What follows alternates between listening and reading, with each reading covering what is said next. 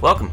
I assume if you're watching this video, then you enjoyed the first one. If not, check out the first one, though these will kind of be very separate discussions, so I mean, you could watch them in either order, probably. But basically, I'm going to be talking about the comics that inspired Spider-Verse. This is part 2. As I said in the first video, there will be spoilers. There will be spoilers for the film, as well as some of the comics. I actually lied in the first video and said it would be to 2015, but it ended up being actually, I talked about some 2017 comics, which is my bad. I wrote that intro before I wrote the rest of the script, so I didn't change that. I didn't fix that.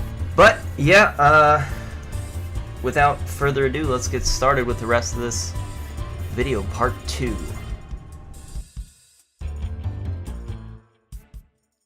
In the film, we witness the death of Spider-Man. This seems to be adapting the story from the Ultimate Universe. In the film, Peter is killed trying to prevent Kingpin from merging several universes together to bring back a version of his wife and son. During this battle, Peter Parker meets up with Miles and, using his spider sense, determines that Miles is also a Spider-Man like himself. This is not an ability that they show in the comics, to be able to sense other spider people using the spider sense. During the battle with the Green Goblin, Peter is thrust into the stream, and several alternate spider people are merged into his universe. But here, Peter is ultimately killed by the Kingpin. In the comics, Spider-Man's death is instead the result of a climactic battle against the Green Goblin, and the Kingpin has nothing to do with it. Nor does it result in bringing spider people from other dimensions into his universe. He never meets Miles before his death, though Miles' powers manifest shortly before Peter is killed. Peter's identity is revealed to the entire universe, and the funeral that takes place after is far more heart-wrenching than the film shows. Every superhero is in attendance, including Captain America, who blames himself for Peter's death, due to the fact that Peter jumped in front of a bullet that was meant to hit Captain America. Aunt May and Gwen Stacy are both heartbroken, with Aunt May blaming the other heroes for her nephew's death.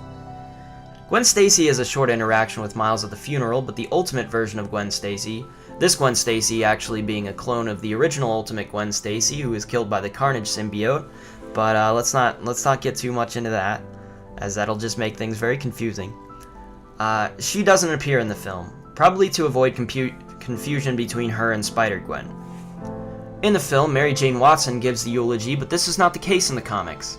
The speech given in the film is far more hopeful and inspirational, which is in stark contrast with the depressing mood of the funeral in the comics, as well as the world being on the verge of war.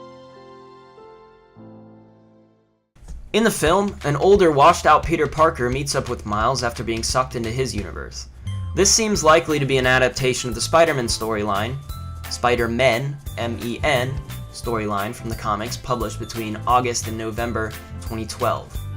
In this storyline, the main 616 Peter Parker comes across Mysterio, who is building a dimensional portal to the Earth 1610, aka the Ultimate Universe, in hopes of taking over due to that universe's Peter Parker having died.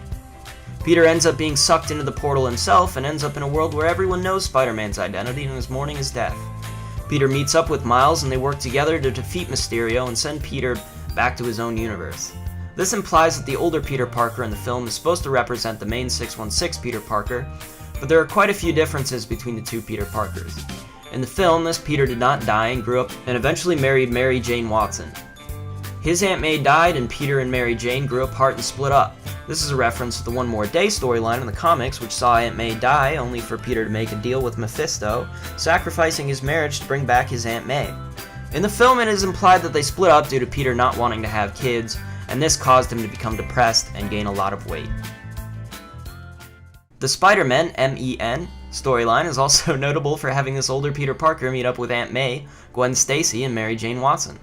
It's a bittersweet reunion, with the three people having to cope with seeing an older version of the Peter Parker they knew standing in front of them while still mourning his death. This meeting ends up being an ultimately positive one, allowing Aunt May and Gwen to get at least some sense of closure. In the film, this moment is realized with some changes. Aunt May and Mary Jane seem to be more optimistic after Peter's death, and Aunt May's shock at meeting Peter again is lessened, which makes the scene a lot less sad. It was revealed that SpiderMan Noir, SpiderHam, and Penny Parker had already arrived to May's residence, so she had at least been prepared for the possibility that an alternate Peter might show up. Which is different from the comics because she wasn't expecting this at all, so it was much more of a shock in the comics. The concept of the spider lair was an interesting one, but nothing like that existed in the Ultimate Universe. A lot of the references shown here, like the various suits and vehicles, are actually from the main 616 Spider-Man's universe, which makes it odd that they'd show up in the lair of a Spider-Man supposed to represent Ultimate Spider-Man from Earth 1610.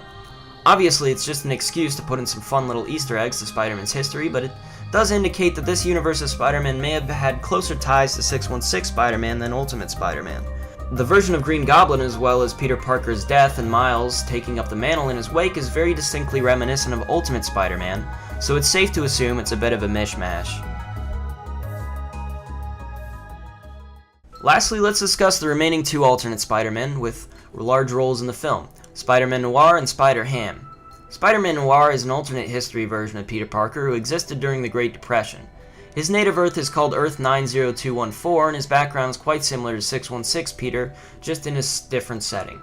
This Peter is far more serious and less opposed to killing than the original Peter. While he participated in the Spider-Verse event, he was actually introduced about 5 years earlier in February 2009 in Spider-Man Noir #1. In the film, this Spider-Man's, noir theme is played up to make him quite a bit sillier. He's absurdly serious and also has seemingly no concept of color, and is used to seeing everything in black and white, which is not a trait he actually has in the comic books. Now, SpiderHam, on the other hand, was created as a joke character, and he wears that proudly on his sleeve. His cartoony nature is a distinct part of who he is. First appearing in Marvel Tales starring Peter Porker, the Spectacular Spider-Ham #1, published as far back as November 1983, Peter was born a spider, residing in the basement lab of May Porker, an anthropomorphic pig scientist. May accidentally irradiated herself trying to create the world's first atomic-powered hairdryer and bit Peter, transforming him into an anthropomorphic pig as well while retaining his spider abilities.